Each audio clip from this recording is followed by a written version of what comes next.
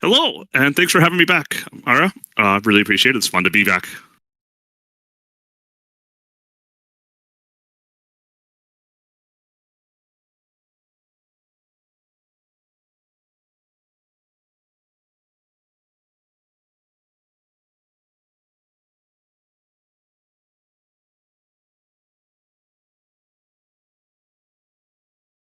Oh, definitely coming in as the sixth seed, and then I wouldn't say they just rolled the playoffs. Only the first round was 5 games, but they kind of just bared down and just went game by game, and just kind of gained all that momentum and ended up winning it all.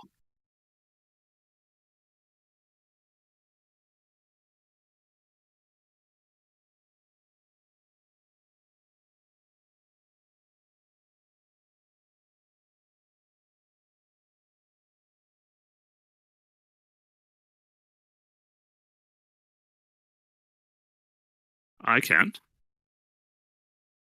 yes, sir, or ma'am.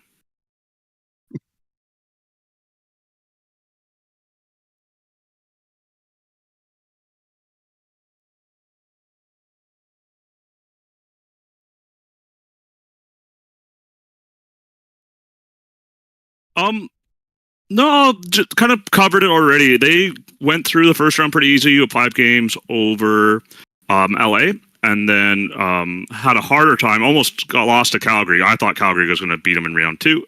And then their series against Seattle, which you mentioned, and then an overtime thriller in Game 7 for the finals. Absolutely crazy.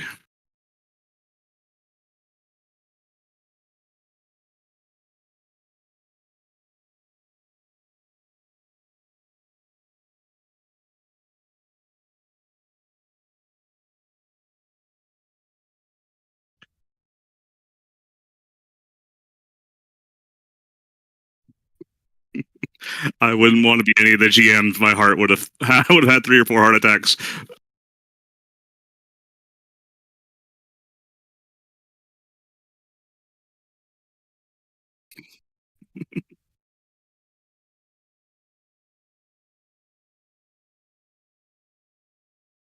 Yes, congratulations.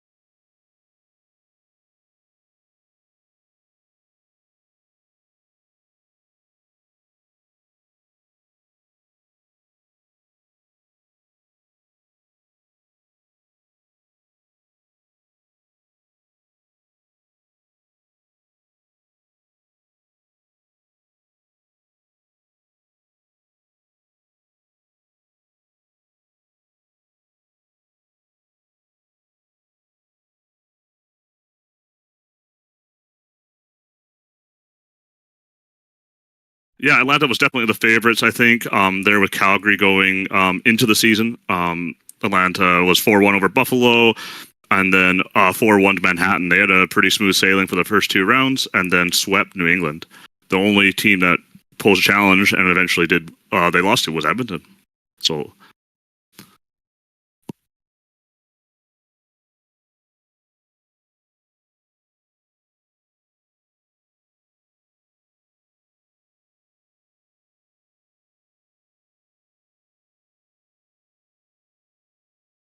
mhm,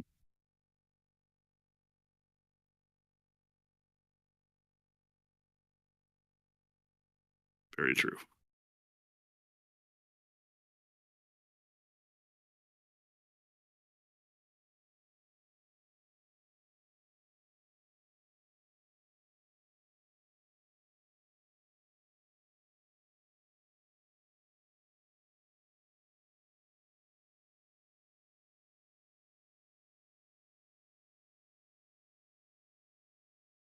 Yes, and even going into this, like going into the season, we knew they were going to be strong contenders for first overall, and they did end up taking it over Atlanta by a single point. Um, Absolutely crazy record of 48, 15, and 3 for 99 points.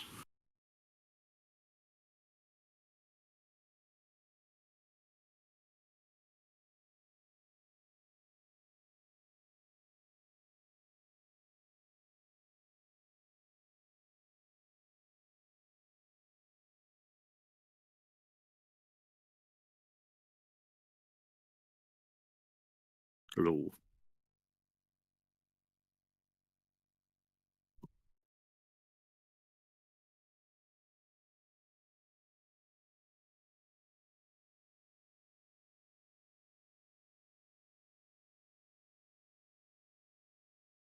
Understood.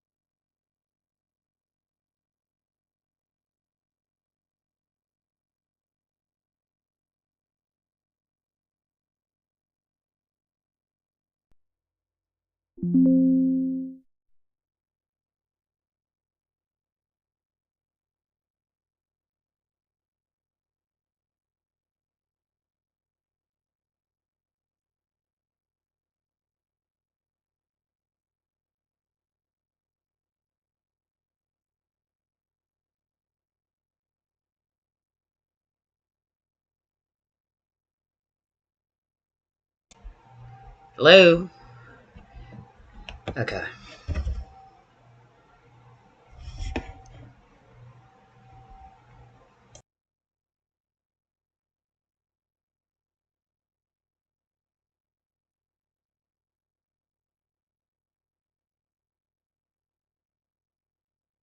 You're on now.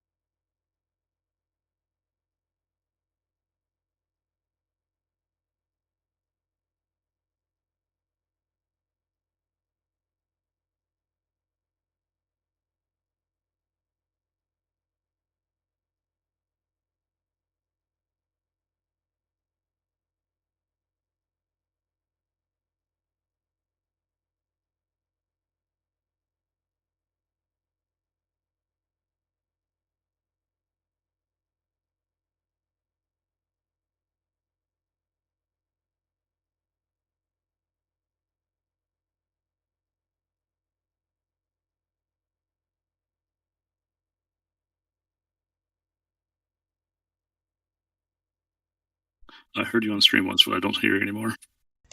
Okay, can you hear me now? No.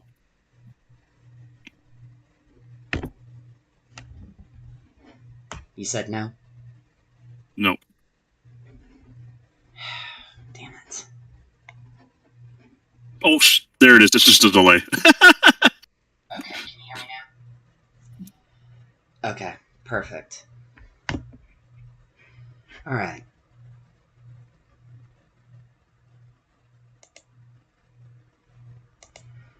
Alright. We're back. Hold on. Let me get this. Make sure we have everyone on stream here. Alright. Just hold tight with us for one moment, folks. We are going to iron out a few technical difficulties and we will be back.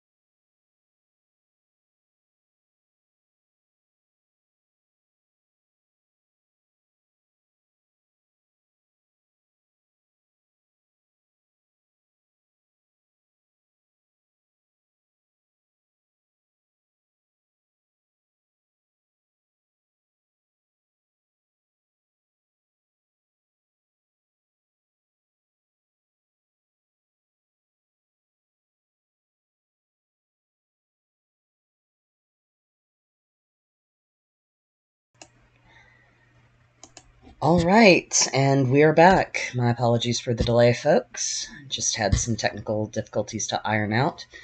I know.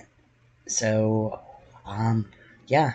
For those that are just trickling in, we are going. All right, and we are back. My apologies for the delay, folks. Okay, probably should have turned that off from the start. But yeah, let's start back at the beginning, shall we, Tommy? Yes, take two. The first one, actually, take one. First one never happened. Yeah. We are going to pretend that's like the RoboCop and Terminator sequels. They never happened. And for movie commentary aside, let me get this rolling.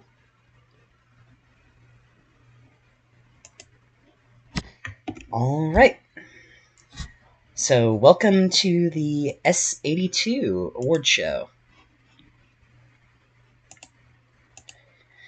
As y'all know, our Challenge Cup winners are the Edmonton Blizzard. So the long and short of it is, Edmonton had an incredible playoff run, really pulled off some surprise upsets over Calgary, Seattle, and especially Atlanta. Kami, your thoughts? Yeah, like they came in sixth in the league. They were probably expecting to win the first series, but over LA. LA is kind of on a downswing, and they did win 4-1. Then they were matched against Calgary. They probably thought it was over. Calgary was the favorite coming out of the West, but Edmonton beat them in 7 games. The Seattle series you mentioned, where Edmonton beat them in 6, and then the finals and with the overtime Game 7 thriller over one of, if not the favorites last season at the Atlanta Inferno. Yeah, and having watched the finals unfold, I admit it was like a dream come true watching it. I thought for sure as we were going into that final, Atlanta would clinch the win, but my fracking god. For the Matthias Chiniar Trophy for our Eastern Playoff Championship, or champions, obviously it goes to Atlanta. I mean, between their regular season and their amazing playoff run, I mean, I cannot speak highly enough of Atlanta.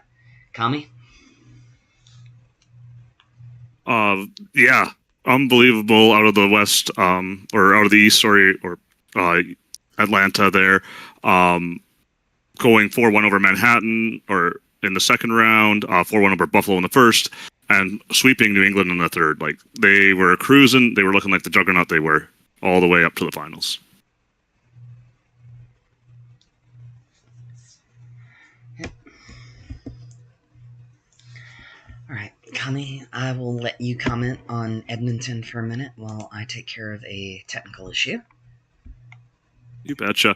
We spoke about Edmonton coming out of the West again, but that big series against Calgary, I want to state again, that was probably the turning point of their playoffs, beating the favorites to come out of the West.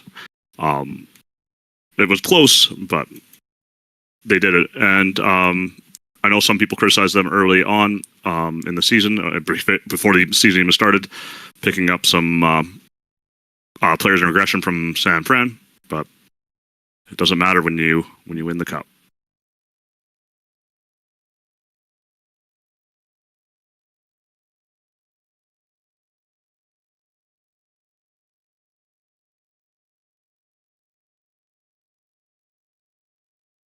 You betcha. The Calgary Dragons, they won the overall season last year with a record of 48 wins, 15 losses, 3 overtime losses, for a point percentage of 75% and 99 points.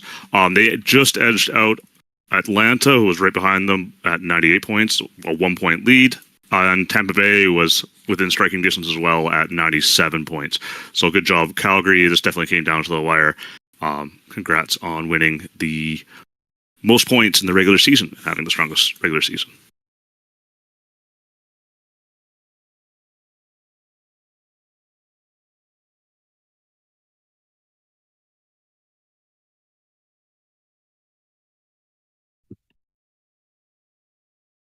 You've been sounding better.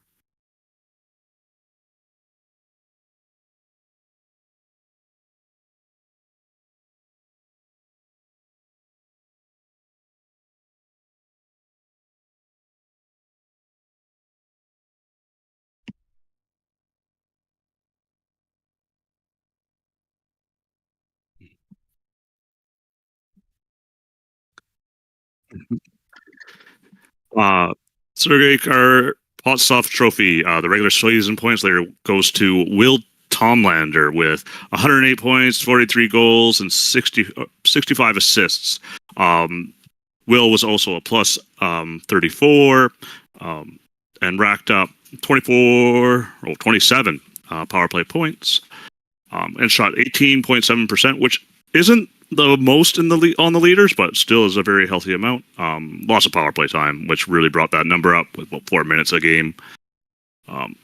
Great job, Will. Right behind you was Freya Solberg after her strong season in Calgary, and Jay Ekbaron, I believe, who won last season's. Congrats, Will Tomlander.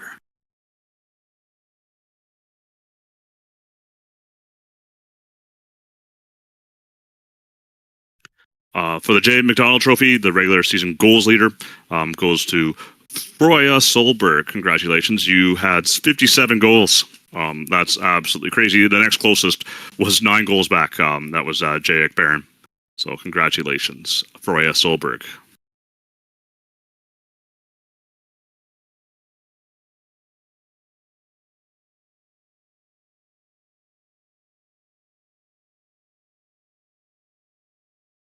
For the Turd Ferguson Trophy, the regular season penalty minutes leader, we have, the spelling is a little off on this one. Sorry, guys. Victor Hargreaves. I swear this man has won every award. He's won MVPs. Now he's won the Turd Ferguson with 86 penalty minutes. 81 points over Troy McClure, the fourth, a full fighting major head to the next person. Come on, Kami. Clearly, his name is... Clearly, it's his twin, Victor Hargreaves. I mean, you gotta give him credit for bringing some additional honor to the Hargreaves name. That's true. That's true. His evil twin brother, the good one, won all the good awards. Yeah, it's the lesser known. He's not evil.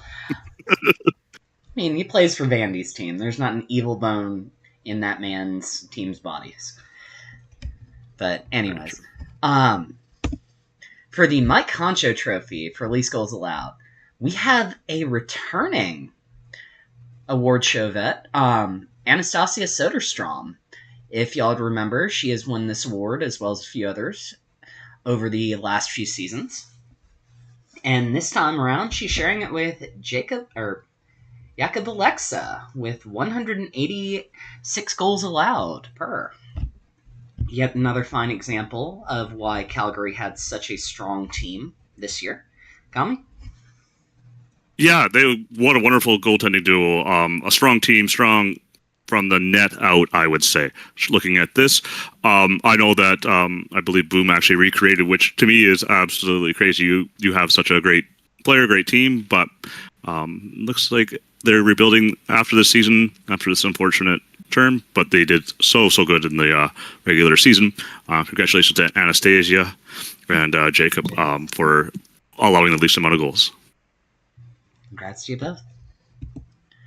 And for our third All-Star team, we have on forward from the LA Panthers, Emerjik Gagner. From the Wolfpack on forward, we have Lily Jen Moreau. From the Barracuda on forward, we have Sean Pond. And, that's a new face we haven't seen in a while. On defense from the Wolfpack, we've got Troy McClure III. Then on defense from the Texas Renegades, we've got Hoder. And then on goalie, we've got Anastasia Soderstrom. All in all, a very solid team. See a few returning vets, along with plenty of new faces. All in all, should have made for an interesting All-Star week. For the John McBride Award for Best Goaltender, we have Song Jugong from Montreal with goals against 160, a GAA of 2.95, 3 shutouts, and a save percentage of 691. Now, I'm not familiar with them myself. Perhaps you can enlighten us, Kami. Yes, Song Jugong from Montreal. Actually played a lot of games. Played 50, showing 53 games. Played a lot of minutes. I want to say, second most, only behind Tabik Sunika by 9.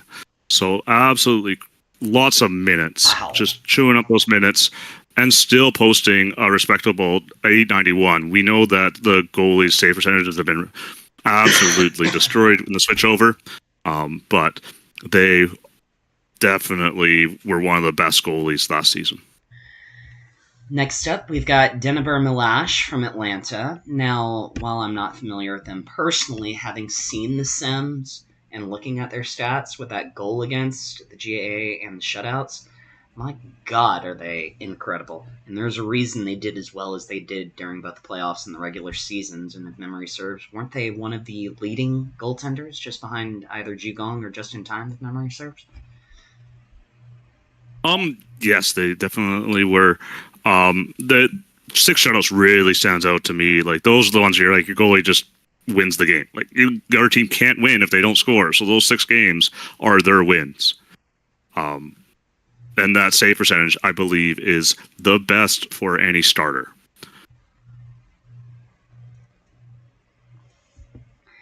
Now, next up, I don't think I need to remind you all about Just in Time. I mean, let's be honest, for as long as I've been doing awards, he has appeared on pretty much every award show, winning either MVP, winning either the Sarmid Khan, the Anton Razov, not Razov,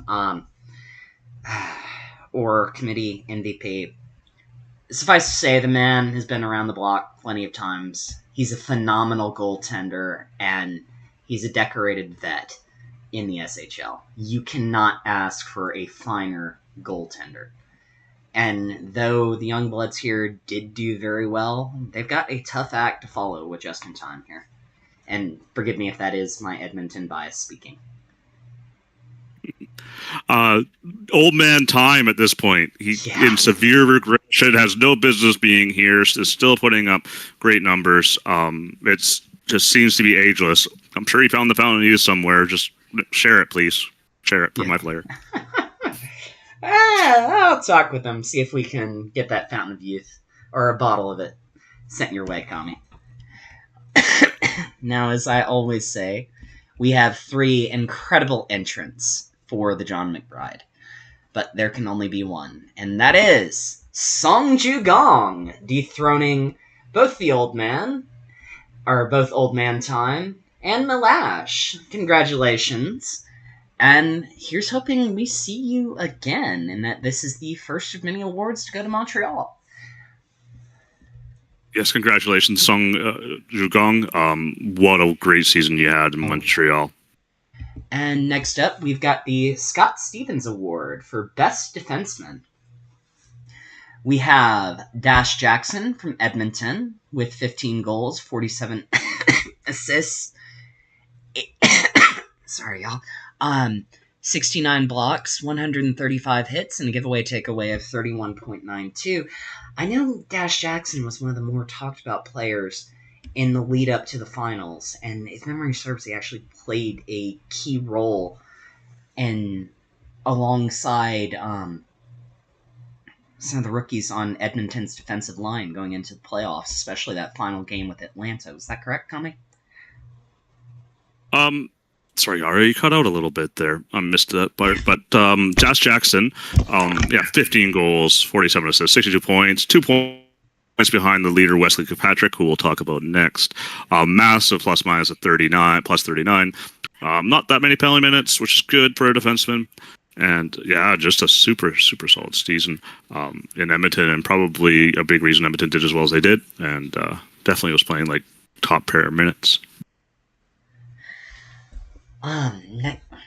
Next up is Wesley Kirkpatrick from Calgary, with 10 goals, 54 assists, 163 blocks, 152 hits, and a giveaway takeaway of 1770. Kami, go ahead. Yeah, Wesley Kirkpatrick, he led all defensemen in points with 64, ahead of Zedward Zilliams by a point, was next. Another wonderful plus minus of 40. Yeah, we're shooting too, which the low goals show of 4.8%. Yeah, the giveaways, takeaways are a little higher or a little better too than Dash, so a bit better on the defensive side of the puck. Taking away the puck like 70 times is so good, and only giving it away 17. Then finally, we've got with the Barracuda, Zedward Zilliams, with 22 goals, 41 assists, 134 blocks, 116 hits, and a giveaway takeaway of 18.54. I mean, don't get me wrong, Dash and Wesley definitely overshadow Zedward here for a fair bit, but you have to admit, he did the Barracuda proud this season, both in the regular season and the playoffs. I mean, the fact he's here is evidence enough of that.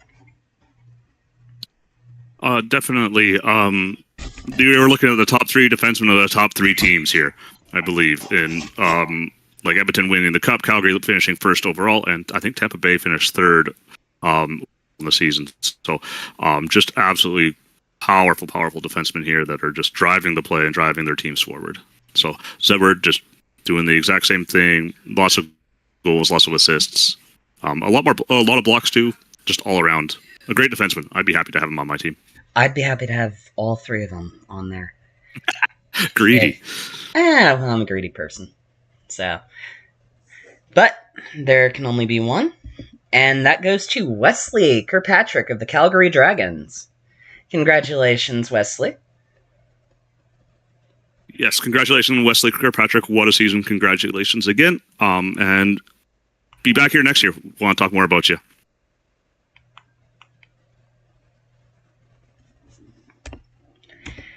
And next up, we have the Bojo Biscuit Award for Best Defensive Defenseman, with Mr. Kirkpatrick back again for Calgary, John Peanut for Montreal.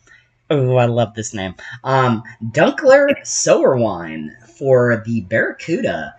Mr. Kirkpatrick, we've already talked about, fantastic defenseman. Miss John Peanut and Mr. Sowerwine, we have not had the pleasure of discussing yet. With 4 goals, 15 assists, 168 blocks, 84 Sorry. 84 hits, and a giveaway takeaway of 17.54. I mean, on paper, John Peanut is fairly impressive. What do you think, Connie? I think they're both great, honestly. I was looking at Mr. Dunkler here because I believe that he's a Detroit alumni, so I'm silently rooting for him. But John Peanut, 4 goals, 15 assists, lots of blocks, hits. The giveaway takeaway ratio is really similar. Is a little bit worse for John Peanut than Wesley Kirkpatrick, which is what I like to look at for defensive defensemen. How often you take away the puck versus how often you give it away. Yeah, this could go any which way. All their stats are really, really nice and tight. Dunkler with 8 goals, 39 assists, almost identical blocks to John Peanut, and a bit more hits. I would agree. I mean, between the 3 of them, I really don't envy the awards committee for having to make the choice here. But, as per usual, we have to pick one winner, and that will be Dunkler Sowerwine for the Tampa Bay Barracuda. Congratulations, and excellent job this season. Congratulations, Dunkler. Sorry. A great season. And get you some offensive numbers next season, and we'll be talking about you for best defenseman, I'm sure. Yep. Next up, we have the Jeff Darr Award for best two-way forward. We have Dag Otto Binor Janst for the Barracuda, Thought I would screw that up, huh? Jokes aside. 1 second, Connie. Of course. Sorry, I'm trying to figure out this mic issue. I'll go ahead here. Dago Bjornjast, Sonia Solberg, and Dominic Winters. Sonia Solberg, and we've already spoken to a lot. Like, just a wonderful, powerful season. Lots of goals, lots of points. But on the defensive side, 80 blocks, 142 hits. And while it's a negative giveaway takeaway ratio, which happens with forwards, she still took away the puck 69 times. Nice. So wonderful job her on the defensive side. On Dog Otto, Bjornjast, what a wonderful giveaway takeaway ratio. It's not often you see forwards take away the puck more often than they give it away. So I love to see that there. Not as many hits, not as many blocks, but using his stick work and positioning instead.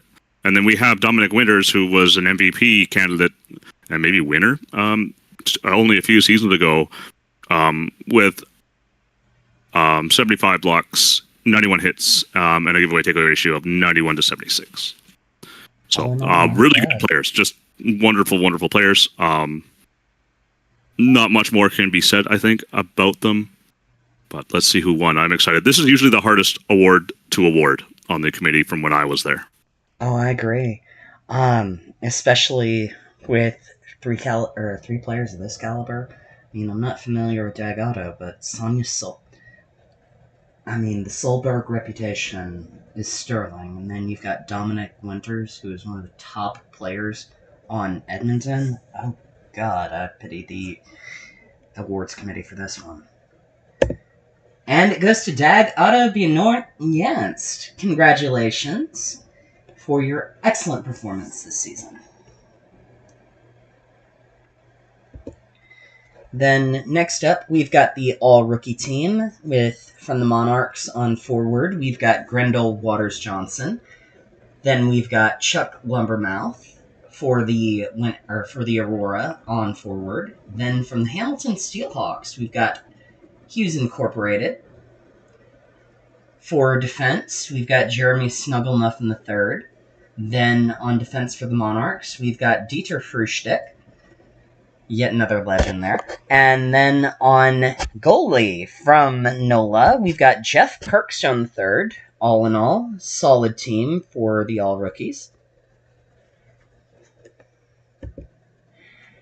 1 second. Yeah, you bet. I don't know too much about this rookie class because I'm a rookie and I was very focused on the J this past season. But some of these names I remember causing havoc down in the J a couple seasons ago. So congratulations, guys, to making the all-rookie team.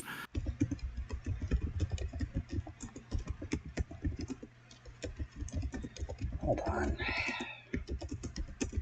Sorry for the ongoing difficulties, folks. We've got a faulty mic on my end, so if you hear me cut out, yeah, that's why. Anyways, Kami, is that better? Well, it feels better right now. We'll see how it goes.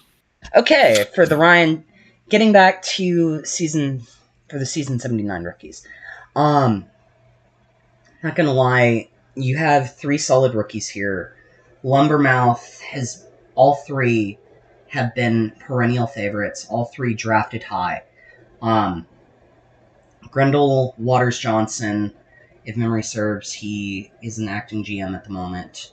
Phenomenal player, drafted, I believe, around 5. And just speaking truthfully, each has done phenomenally. Each has led the class and are highly ranked in terms of TPE.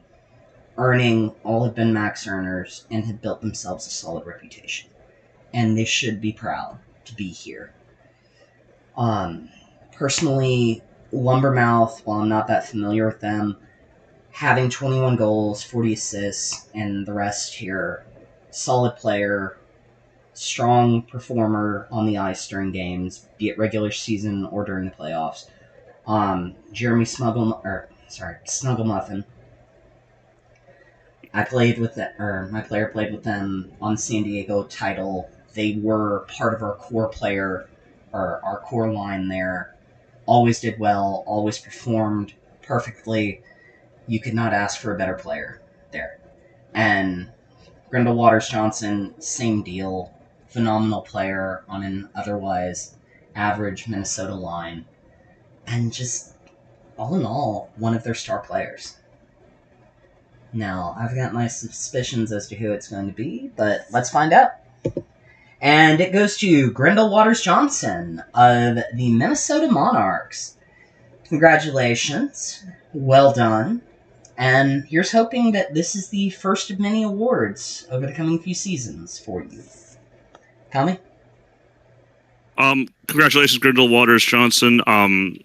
Great season on your side there. You're going to be, I know how long you've been in this league. You're going to be a top tier, another 2K earner is my guess.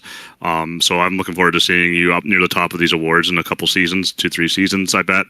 And congratulations on getting the co-GM with Cord in Montreal. Or Minnesota, not Montreal. What am I doing? Minnesota. Oh, man. That was a blunder. They're Midwesterners. They'll forgive you. And next up, we have the Aiden Richen Award for Most Improved. We have Emmerich Gagner back again for LAP.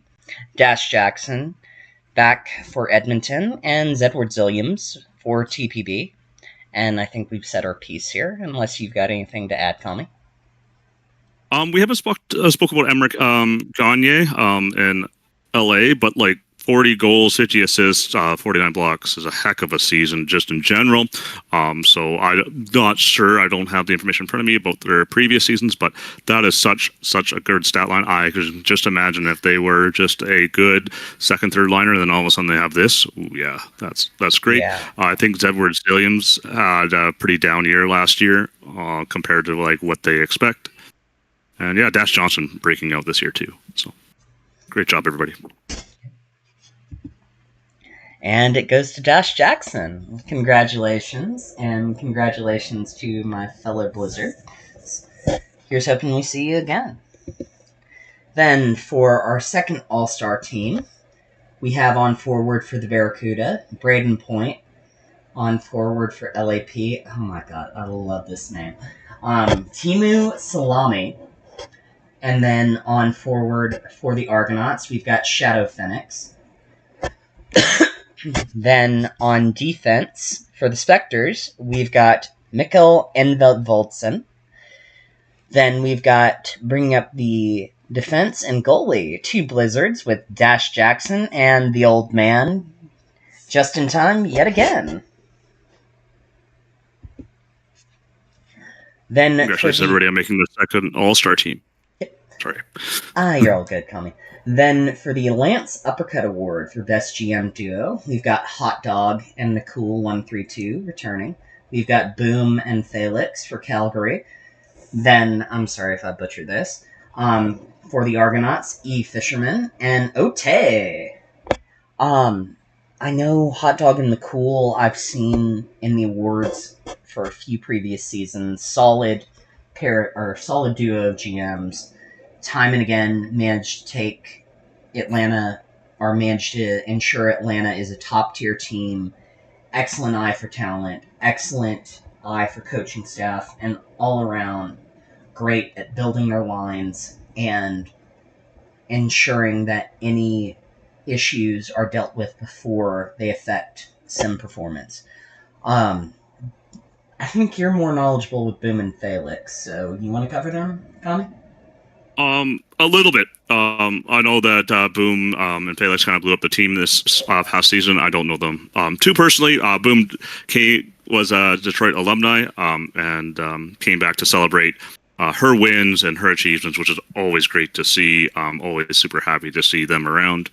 And they had such a good season. It was so disappointing, and the heartbreak there of losing to Edmonton when you were the favorites and stuff, it's really got to hurt. So they did such a great job building that team, and I know they can do it again and get back there.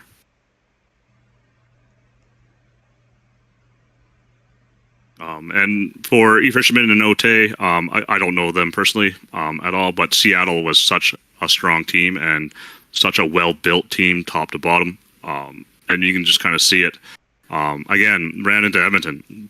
Edmonton just kind of rolled over people, unfortunately. Well, not rolled over, but like pushed and shoved and dug elbows in and squeezed by, as more of the term. But they built a really good team, and are poised to continue competing for a few more seasons, I believe. Agreed. Sorry about that. And our winners are Boom and Felix of the Calgary Dragons. Congratulations, y'all. Congratulations. I know y'all had... Sorry. I just wanted to say this. Y'all did a phenomenal job, and y'all had a lot of people pulling for you. And I think next season, y'all stand an excellent shot at taking the Challenge Cup. And no, I'll be pulling for you. But still, don't be down. Y'all did amazing. And the fact that y'all won the Lance Uppercut is indicative of that. So congrats, y'all. Congratulations, Boom and Felix. But I got to correct you. Baltimore's still on top of the standings right now. We're winning the cup. We'll see how long that lasts. Yeah.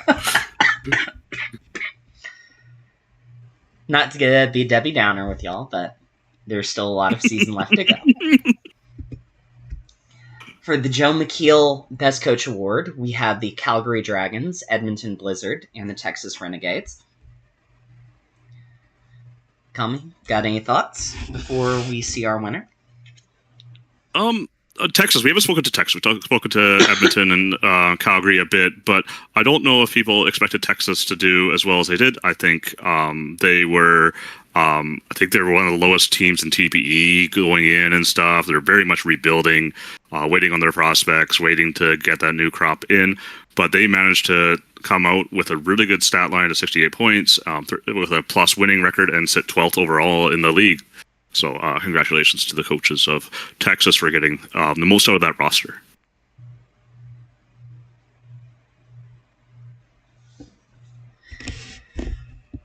And our winner goes to the Edmonton Blizzard. Jesus Christ. Our winners are the Edmonton Blizzard. Speaking truthfully, Cake, Ramen, and Gwen did an excellent job given the circumstances that they were faced with the sudden departure of Caliph towards the end of the season, having to fill in that gap and all the other chaos that was going on. They really pulled together, did a phenomenal job of pushing through that chaotic time to clinch the win. And honestly, though it may not seem it right now, I think the Blizzard have a fantastic... Sorry, allow me to rephrase that. Sorry, guys. What I was trying to say was that while on the surface the Blizzard may appear to be a bit top-heavy with their offensive line, have a young defense, I think the facts speak for themselves. From what we saw with their coaches this past season and their performance in the playoffs, they have a bright future ahead of them. And I, for one, look forward to seeing how they do both in Season 83 and in the seasons ahead. They may very well turn Edmonton into a perennial Challenge Cup winner. That's the dream. Great job, everybody there. I know Ramen is just a absolutely great tactics mind from his time, from playing him in the J. And having worked with Ramen, whenever we need advice on builds, whenever we need help with TPE distribution, they're always there, and they always offer incredible advice. Same with Gwen, same with Cake. We are very blessed to have them as our coaches and as our leadership team. Anywho, thank y'all. Next up, we've got the Damian Littleton Award for Most Dedicated User. Faradian, Pray L07, and S Fresh.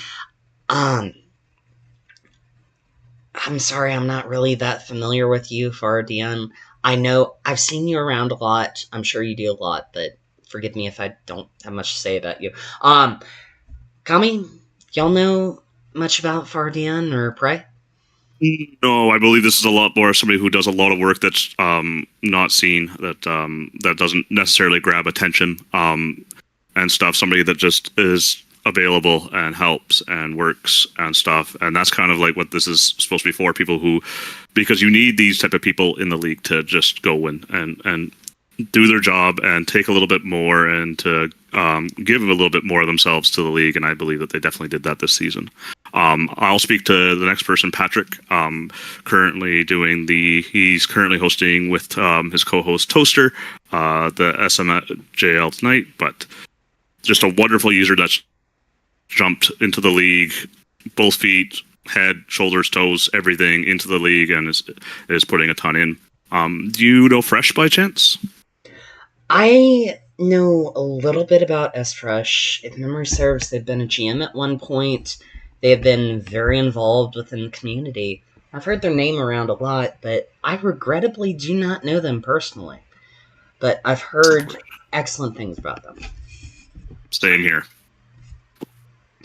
So, based on that, I would say we've got 3 excellent contenders for the for the Littleton. And it goes to Fardian, and again, sorry if I butchered your name, but congratulations, and well done on all the work you've done this past season. And here's hoping we see you again up in contention for the Littleton. Yeah, message me with what you're doing. I'm actually super curious. I want to know everything now. If you win or were nominated, I want to hear about what you think you did, because that would be so much fun to learn. Agreed. And next up, we've got our first All-Star team. Returning from the Dragons, we've got Freya Solberg on forward. Representing the Argonauts, we've got on forward Will Tomlander. Repping the Atlanta Inferno on forward, we've got Jake Barron. Returning from the Dragons on defense, we've got Wesley Kirkpatrick. Same back again for the Barracuda. On defense, we've got Zedward Williams. And then repping the Inferno on goalie, we've got Denibur Milash. I mean, given the fact we've seen a lot of these folks previously in this award show and in previous ones, you cannot ask for a more solid all-star team. No, we can't. All of them have been up for, at least nominated for an award, I believe, on this first All-Star team. What a team. What a line. Hell yeah. All right. And then next up, we've got the Ron Mexico Award for Most Valuable MVP. I mean, if y'all like, we can gush about our nominees here. But given we've discussed them at length, we'll give a brief overview of their stats. With Wesley Kirkpatrick for Calgary, we've got 10 goals, 54 assists, 163 blocks, 152 hits, and a giveaway takeaway of 1770. Also repping Calgary, we've got Freya Solberg with 57 goals, 45 assists, 75 blocks, 104 hits, and a giveaway takeaway of 129.59. And we've got Will Tomlander for the Seattle Argonauts. Tommy, you got any thoughts before we reveal our winner? No, I would just like to shout out Wesley Kirkpatrick being the lone defenseman on this. It's a big honor to be nominated as a defenseman for the most valuable player. It's a little harder to be noticed when you're not scoring, 100 plus points. Agreed. And not our nominee. Our winner is Freya Solberg. Congratulations, both to you and the Calgary and to the Dragons. And then next up, we've got the Anton Razov Award for Playoff MVP. Starting off, we've got Dominic Winters. We've got a trio of Blizzard nominees. We've got Dominic Winters from Edmonton, one of their top-tier defensemen, and having seen them in the locker room this past season, they've been an asset to the team from the start of what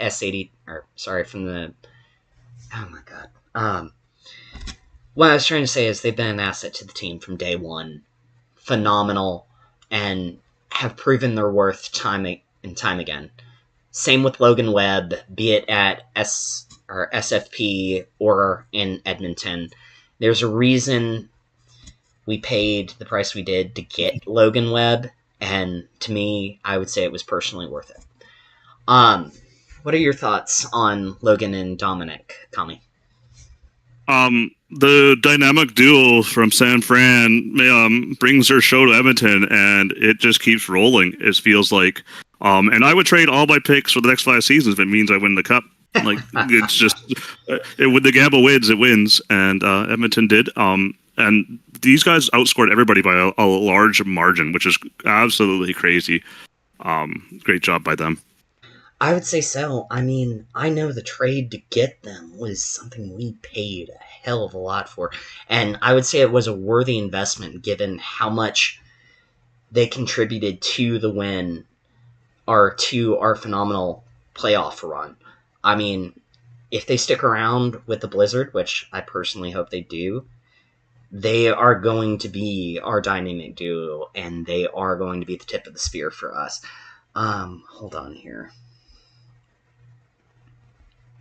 Give me 1 second. You bet. Next up, we have, and our third nominee, we have Royson Arma. Rookie defenseman this time, or rookie defenseman from class 79. I guess the general consensus I heard was a bit of an, or at least going by the media piece I saw that Ice Windy put out, bit of an unsung there. Not sure how accurate I would call that, but a bit did well during the regular season, did decently well during the playoffs, and was alongside Matthias was part of the most successful rookies on, or sorry, was one of the top defenders on the team, if I recall, stat-wise. Kami, you got any info? Yeah, they tied with their defensive partner for points with 17, so they were playing really well. They had a better plus-minus and less penalty minutes, so maybe that's kind of why they got the nod over their line mate. Didn't get any power play time, which is also astounding. So a defenseman tied for the lead in points, playoff points, with 6 seconds per game of power play time. So, great playoffs for Royson. Oh. What is it? Royson? I believe it's Royson Arma. Royson Arma. Bit of an odd choice for name, but anyways. Yeah. I mean, we've got 2 veterans here and a surprise rookie entrant, so we'll see what the committee went with. And Dominic Winters. I mean, not to say that the other 2 weren't good. They were. But given what we saw of Winters from SFP, what we saw from them in Edmonton, I think there's a reason they're here.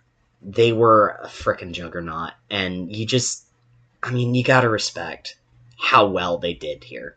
And you gotta respect the fact that they are going to be a linchpin of the Edmonton defense moving forward. But congratulations. And here is hoping that we see you again. Congratulations.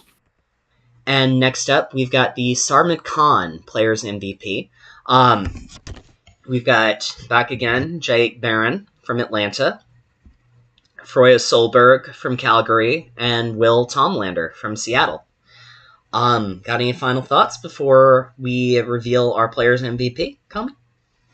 No, I'm very just curious of who people voted for. I love this part. I love that this is the community award. I love that everybody gets one vote, and hopefully, I believe we'll probably get the best player and the one I voted for. We'll see. And it goes to Froya Solberg. I know I voted for him.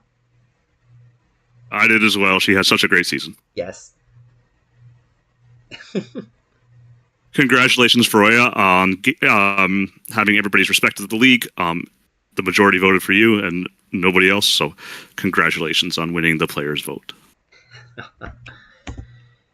And actually, I think that is the end of our show for the SHL Awards. We are going to take a quick break before we start on the J Awards. So give us about 2 to 3 minutes, and we will be back. Thanks, everybody.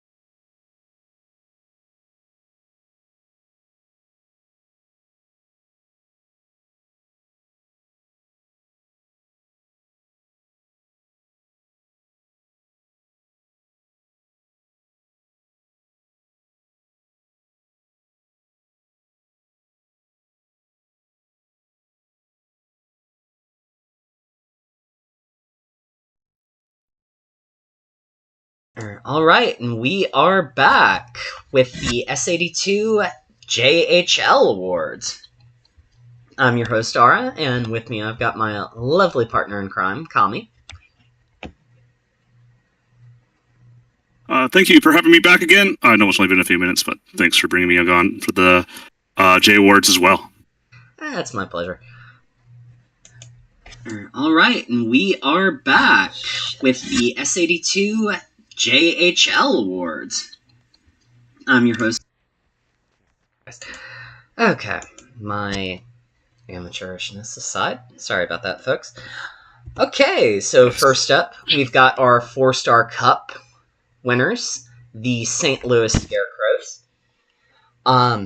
Admittedly, I wasn't following the Jays as much this season, so I will turn things over to our resident Jay expert, Kami. They almost, yeah, you bet. They almost lost to Nevada in the first round. I think that really scared them. St. Louis was seen to be a much better team. And then they almost lost to Ottawa in the second round. 2 7-game series. And then they go 6 games against Maine in the conference finals, round 3. And then in the finals, they were able to beat probably the favorites in Kelowna. Kelowna has been a very strong team for this past season and this season, really, too, and beat them in 6 games. So congratulations, St. Louis, on really surviving a gauntlet of a playoffs, to be honest. Then for our King Kazurski, speaking of gauntlets, God, King Kazurski Gauntlet South Playoffs champions, the St. Louis Scarecrows. Actually, maybe my memory is just poor because I don't remember this one from last season. But still, I mean, you were dead on with your description of it being a gauntlet, Kami. Yeah, like I said, there's just teams that didn't, I don't think they expected Nevada to push them to 7. Ottawa went through Detroit pretty easily, so showed their strength in round 1, but St. Louis was able just to beat them. And then, how did Maine get here? Maine beat San Diego in 5, and then Carolina in 5. So Maine was looking really strong, but St. Louis was able to shrug them off too, so great job. Yep. And then for our Lena Landvik trophy, we've got the Kelowna Knights. This is a different tale. Kelowna 4-0'd in round 1, 4-0'd in round 2, 4-0'd in round 3. Didn't lose drop a game in 3 rounds, and then loses to St. Louis in the finals. When I talk about favorites, that's what I was talking about. They were just such a strong team last season, and unfortunately ran out of steam right at the end there. It's still a phenomenal job nonetheless. Next up, we've got the St. Louis Scarecrows back again for the Laufer Trophy. Congratulations, and really a testament to Jimmy and Cake's work building the team over the last few seasons and into this season. I mean, they've turned them from, I'm not going to say a mid-tier team, but one that you wouldn't really see in the finals all that often into a true powerhouse. So congrats on that, guys. Like, truly, phenomenal job. If you're not going to say it, I'll say it. The J has a pretty big cyclical cycle, so they were down a few seasons ago. Then they managed to really rebuild and really put together a roster and had 99 points this season. 10 points more than the next team, the Great Falls Grizzlies. Then for the Jared Hansen Trophy, we've got Mel Guala with 95 points, 51 goals, and 44 assists. Admittedly, I'm not that familiar with Mel, but still, that level of stats, yeah, I can see why he's here. Kami? Yeah, the next closest behind him was Kim Chae-won. That is everybody's favorite Discord moderator, James. He had 91 points. So a 4-point lead over the Discord moderator. Been bested for once. Shot like 25%, almost 26, honestly, and just had a beast of a season. Not as much power play time as I would have expected, only about 2 minutes, but that could just be because Kelowna didn't draw that many penalties. What a season, though. 95 points. Great job.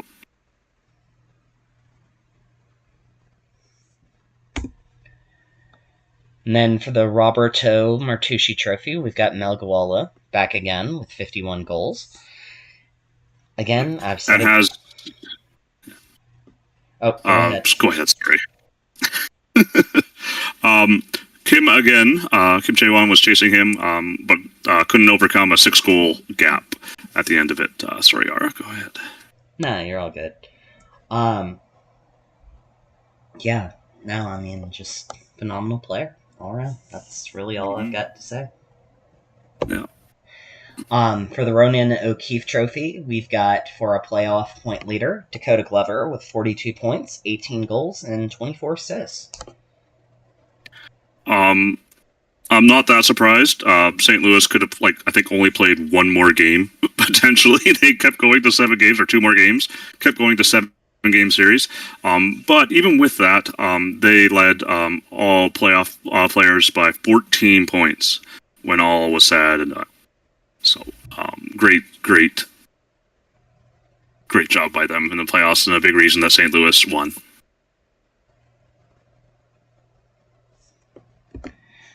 Then next up, we have an entrant from the main timber. Hold on, Dad. Nope, we've got 2. For the Matt Lewis Flood Trophy for the best regular season save percentage, we've got Travis Coates and George Donske. with a .902. All in all, very good. Very phenomenal for the Timber. Come. Yeah, they basically split games 50-50, it looks like almost. And yeah, posted near identical save percentages, only 0.4% difference. Like absolutely crazy how well that they played together. I'm imagining that Swayman Allmark duo from Boston a few years back now. That's probably what it was like over there. Lots of love. Nice. For all for for our all defense team, we've got Radley Yates from the Carolina Kraken, Uli Bendewald from QCC. Oh my god.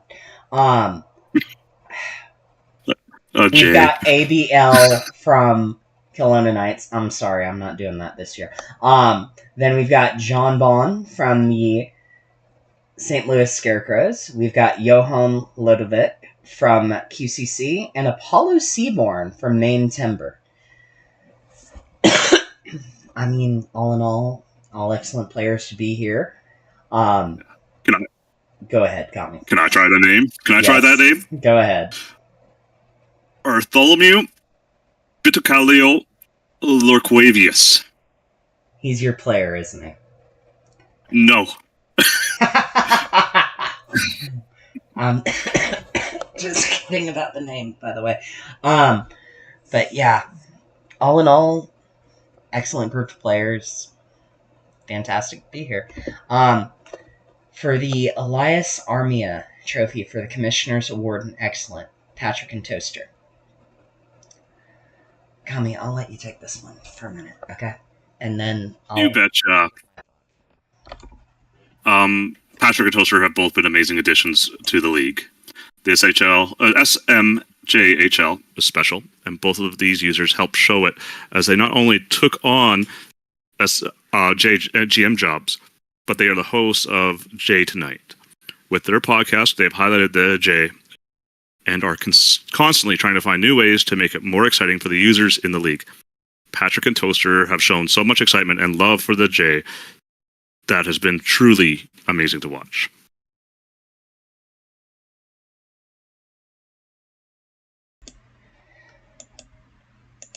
So, I can't speak for Patrick, but I do know Toaster. Toaster has been a phenomenal user to watch. He's a good friend of mine, good friend of Matthias when he was still, Caliph when he was still here. I believe we had him on for an episode of Blizzard Buzz. Always a blast to work with, always asking questions, always volunteering when there's work to be done, and just trying their best to make things as exciting for new users as possible. I mean, be it with JHL tonight, be it, I believe, GMing in Toaster's case, and I think Patrick too. Mm-hmm. All in all, they have just done a phenomenal job this past season, and I look forward to seeing what they do in the future. So kudos, guys. Y'all did a damn fine job, and I hope y'all keep it up. So guys, congratulations. For the Norharak Top GMs Award, we have Spartan Gibbles and Rankle for the Great Falls Grizzlies. Sorry, guys. Jimmy Schmo 27 and Toter for the St. Louis Scarecrows. Sorry, Toaster. Apparently, you got replaced by Toter. For the Vancouver Whalers, we have my favorite GM to mess with, Shawnee148, and is that Seamus or Seamus? I don't know. Honestly, I don't know if it's how to pronounce it, but they've been building a wonderful day in Vancouver. Yeah. I've known. Oh, yeah. We'll get to Vancouver in a second. Spartan and Rankle, I regrettably have not had the opportunity to work with or talk with all that much, but from what I hear out of Great Falls and what I hear from the players, they're a phenomenal duo. Always create a positive atmosphere in the Great Falls locker room, and I think their performance on the ice really is a testament to why they're here.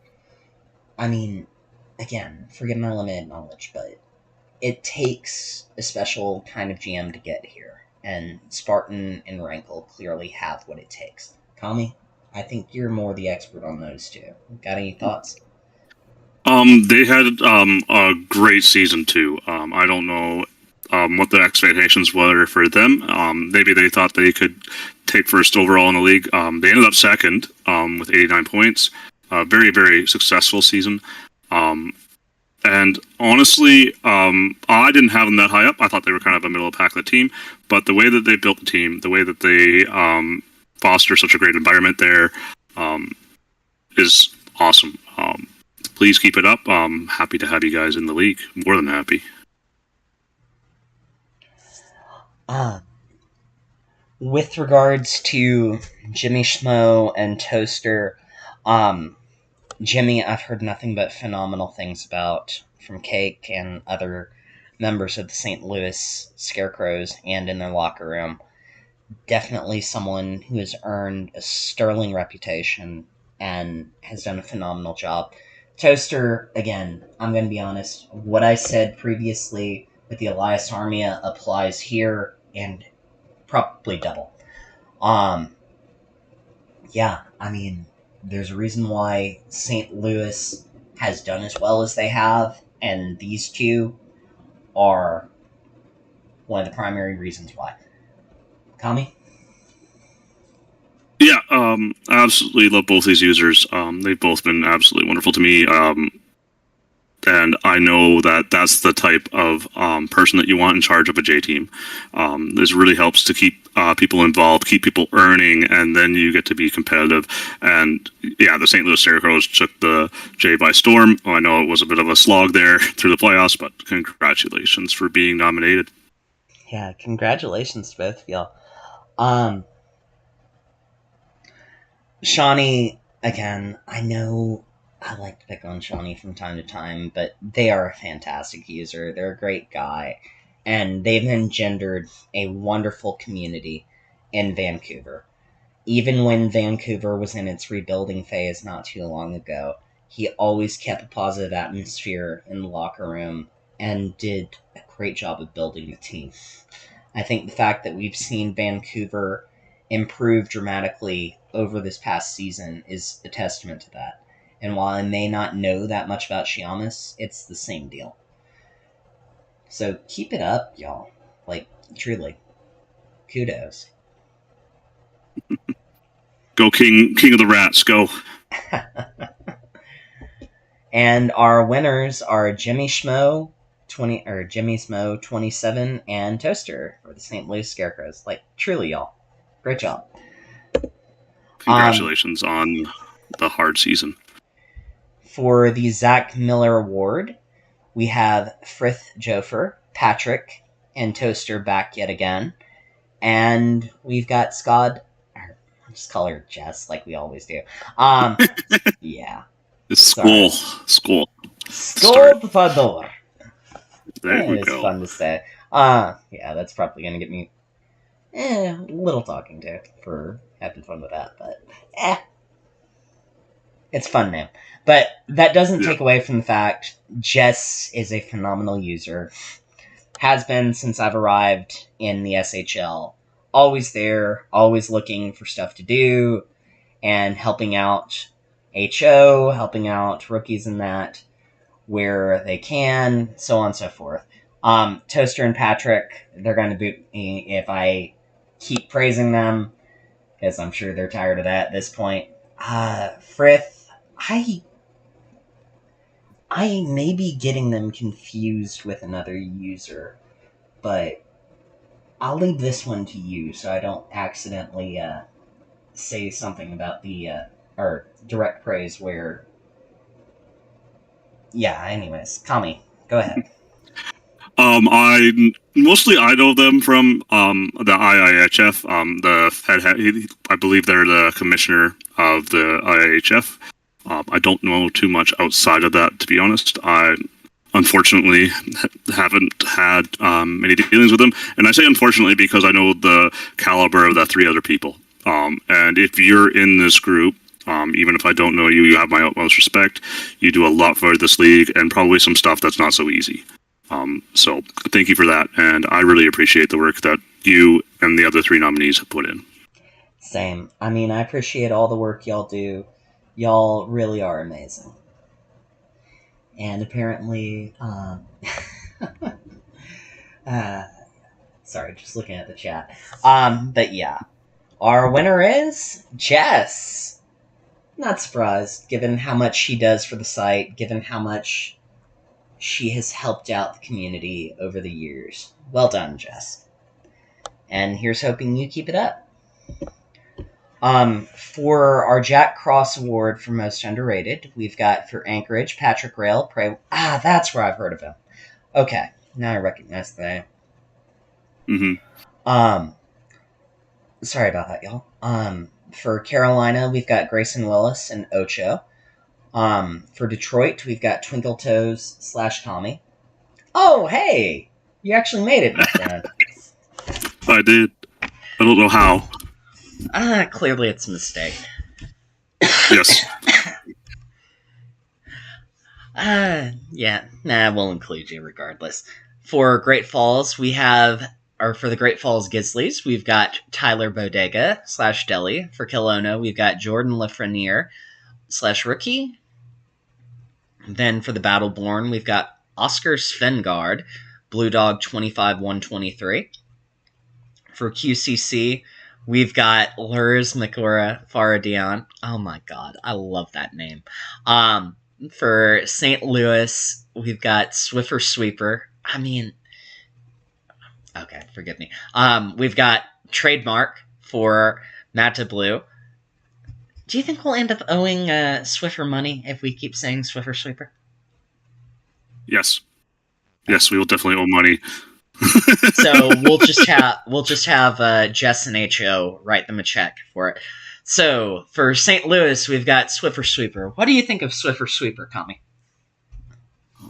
I'm actually looking. There was a piece that Kari wrote up, and I'm trying to find it because it was a wonderful, wonderful piece, and I do not have it right now. If somebody could link me that, I would love it right now. I actually don't have access to it, believe it or not. It's on the forums. I cannot remember where I saw it. I read it too. Okay, then I guess I'm the blockhead tonight. Okay. Well, we will, if we can find it, we will publish it in chat for y'all, but suffice to say, there is a very detailed write-up for them, and that explains why they're here. And oh my god, I love this one too.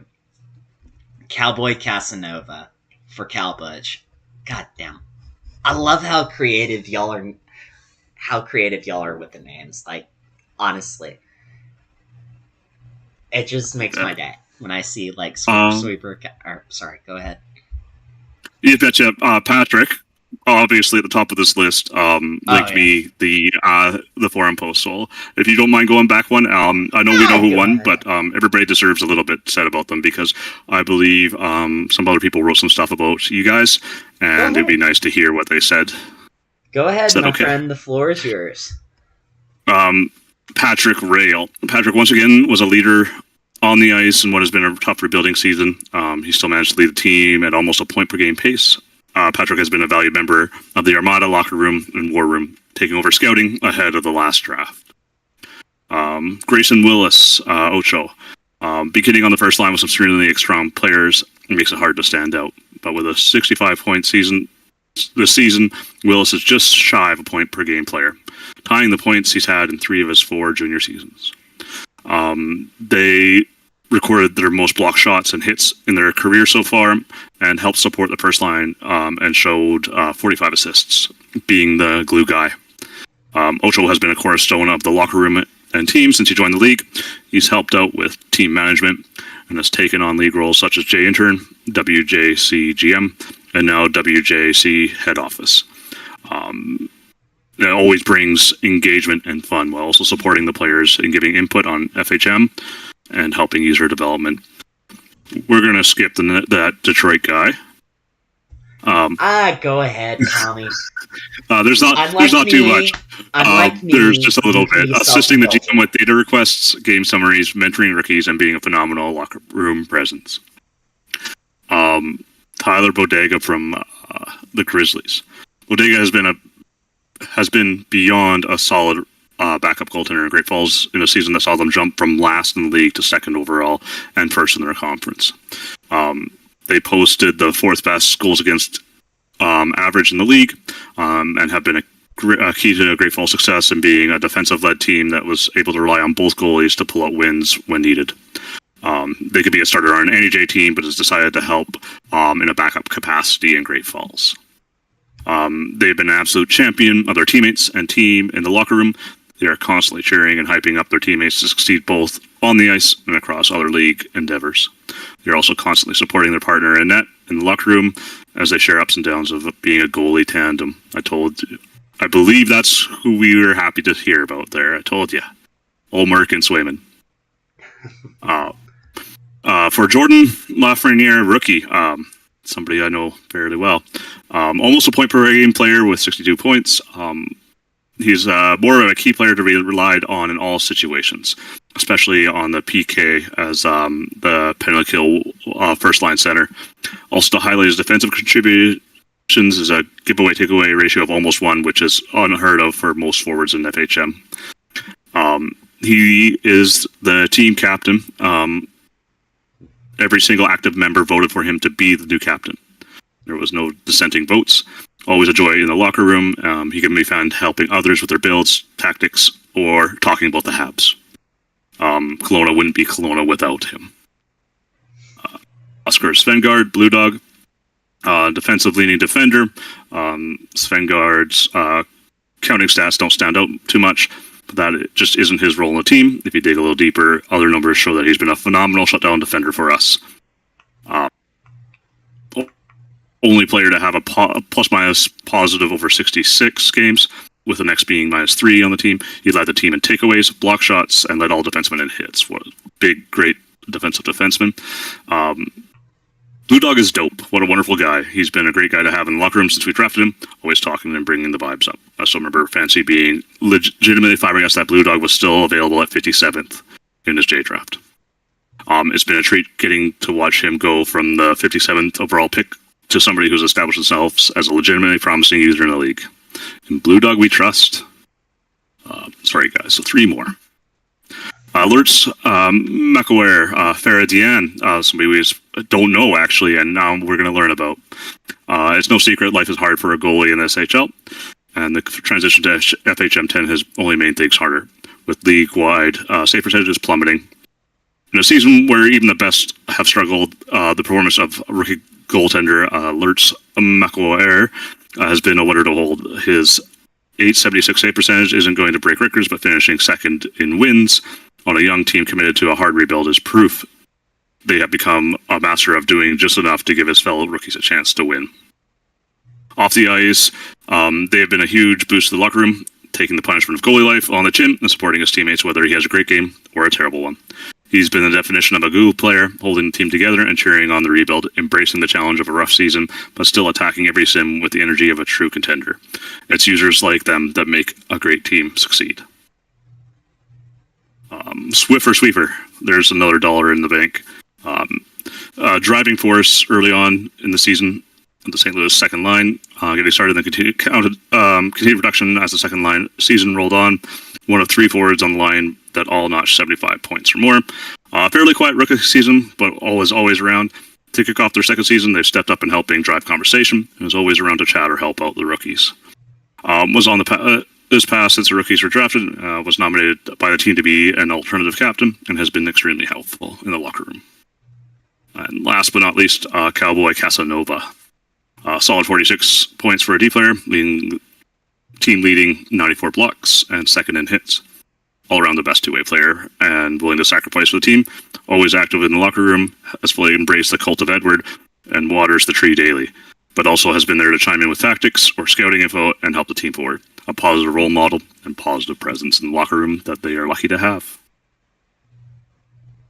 And that, I believe, is it. I'm sorry, guys. That was a bit of a mouthful, but I do believe those players definitely deserve the shout out.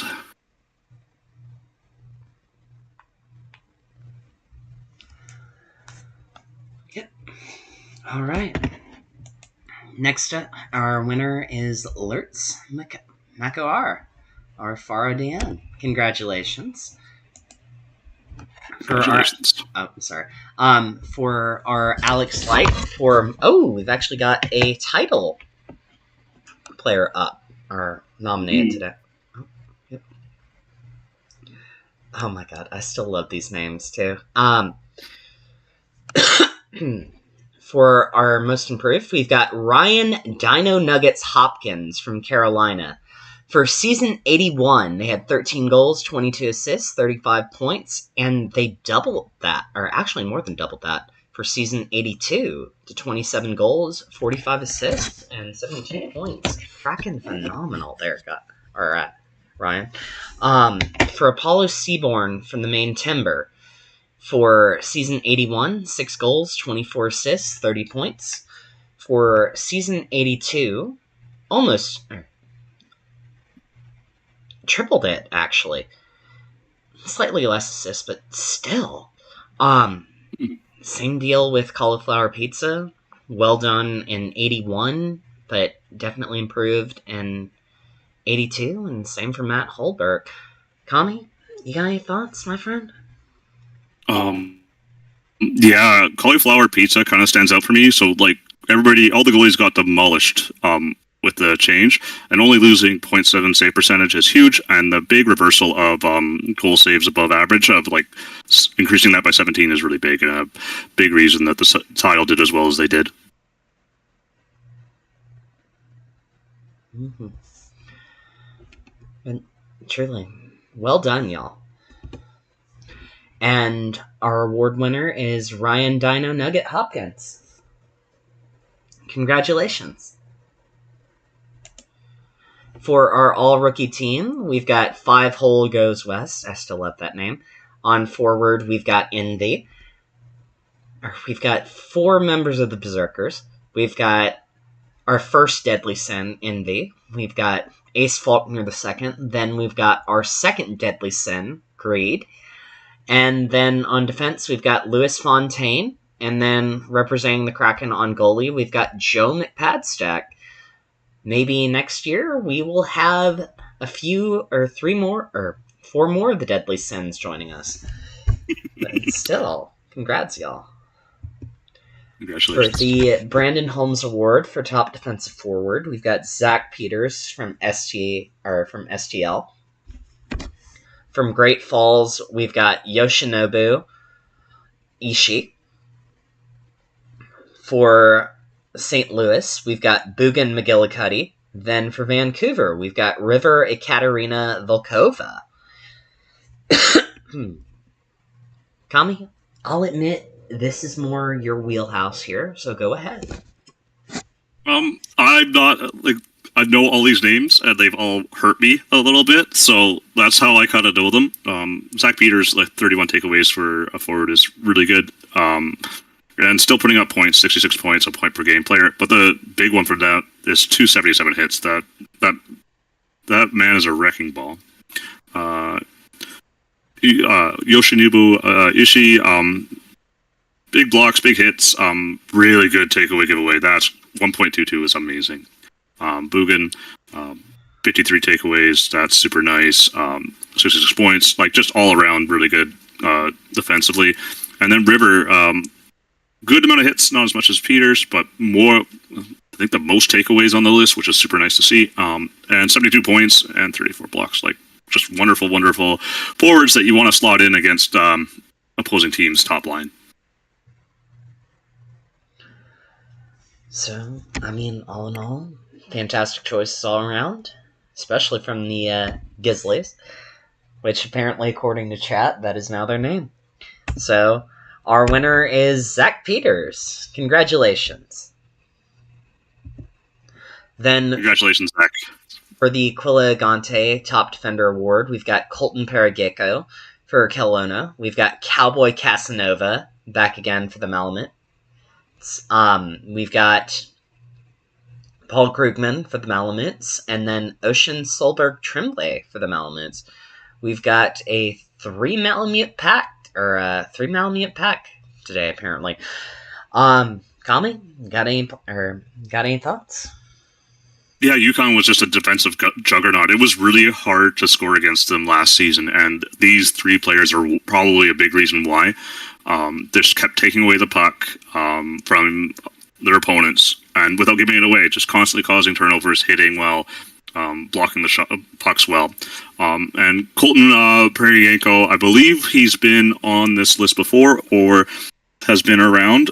I'm trying to recall if he was last season or the season before, but definitely made at least some all-star teams too. So wonderful, wonderful defenders here.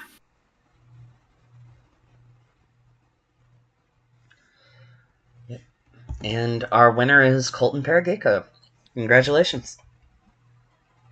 Congrats, Colton.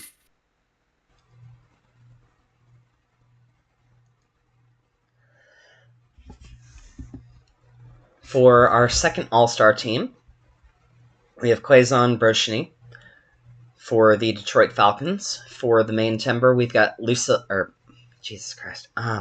Lindbergh. Then we have on forward for Detroit, Matt Smith. We have Paul Krugman back again. Then we've got Jean Bon and then Timo Jarvinen, both from St. Louis. Congratulations, y'all. For the Alexis Metzler Award for Top Defensive Defender, we've got Jean Bon from St. Louis, Gappy Hillmore, I still love that name, for STT. Always good to see another title always good to see another title player getting nominated. For Vancouver, we've got Hans Grunland, and then back for Kelowna, we've got Colton Peryanko. Kami, you got any thoughts before we reveal our winner?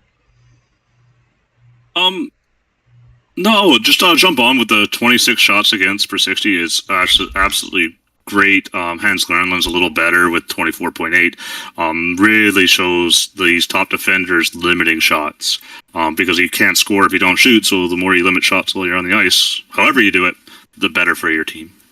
Indeed.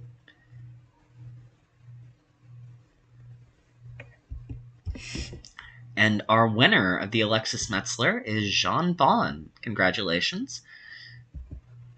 For the Cedric Robinson Award for Top Goalie, we have Matty Brenyasin for the Great Falls Grizzlies. Then we've got Timo Jarvin for St. Louis, George Donsk for the Maine Timber, and then Victor Bjork Pejikika for Ottawa. Again, Kami, I hate to keep relying on you, but you got more insight into what I'm here for. Than I did. That's what I'm here for. I love talking about all these guys and girls here. Like, just it's so much fun to talk about players that do well and succeed in the league. And the ones that really stand out to me, I think, are George Dansk and Victor Bjork Pejika. Because of the goal saves above average. It's super nice when your team has 20 less goals allowed over the course of the season. A third a goal a game saved above an average goalie is huge and leads to a lot of wins. Yep. And our winner is Victor Bjork Pejilika for it. But yeah. Congratulations. Then for the Isa Enriken Cannon Award for our top rookie, you know what they say about envy being a deadly sin, but I think in this case they've got nothing to envy.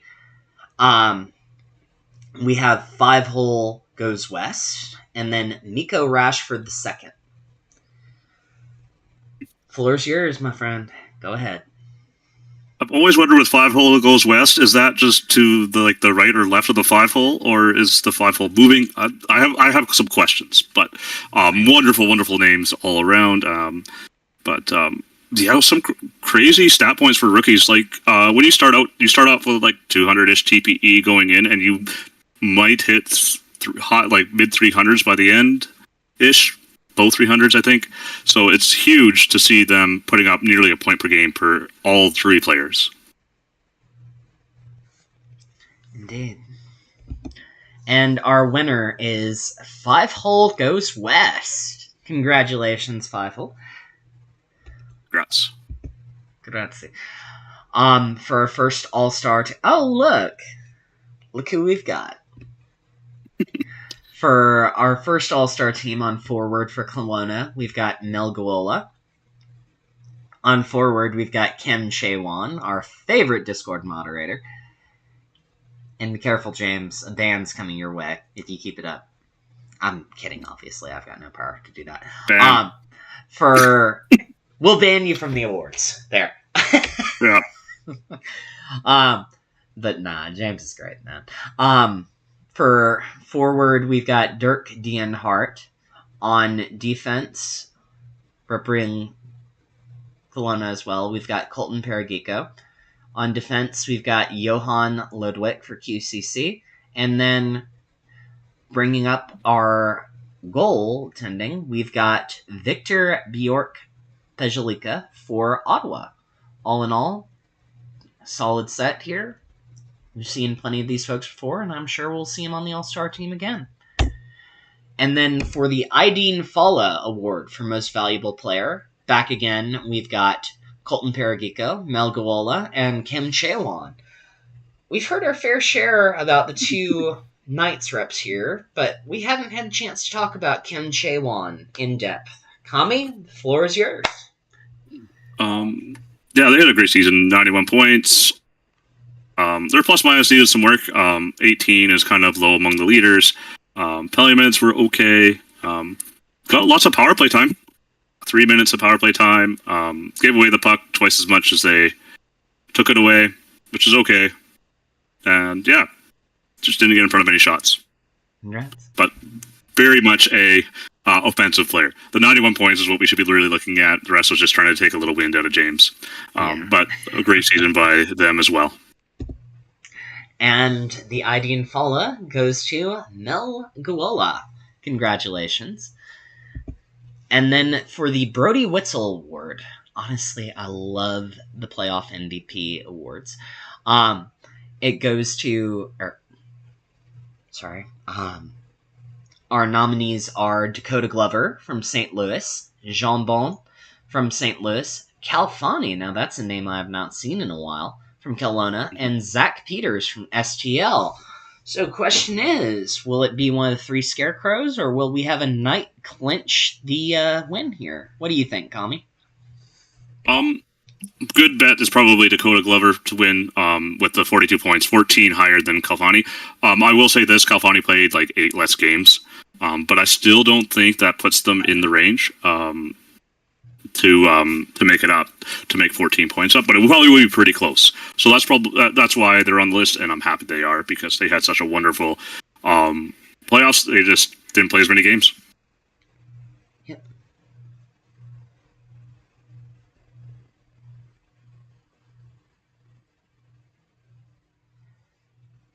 And our winner is Dakota Glover. Right on the money, Kami. Congrats. Yep.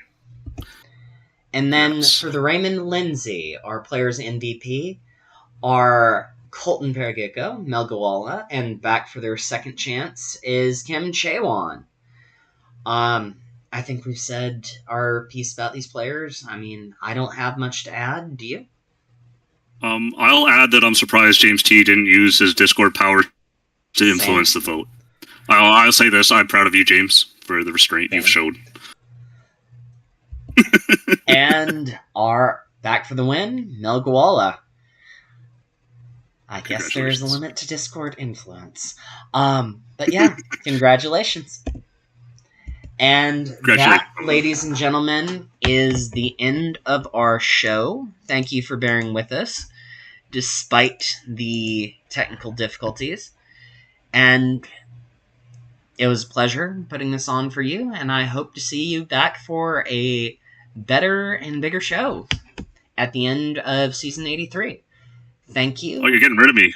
bigger and better, you got to get rid of me. Obviously, I'm dragging you along for it. I mean, Oh man. Since Caleb's gone, you're my top choice, my friend. Oh no, I'm sweating now. Thank you very much for having me. Welcome. It's always been a pleasure. All right. Well, that is all, folks. Y'all take care.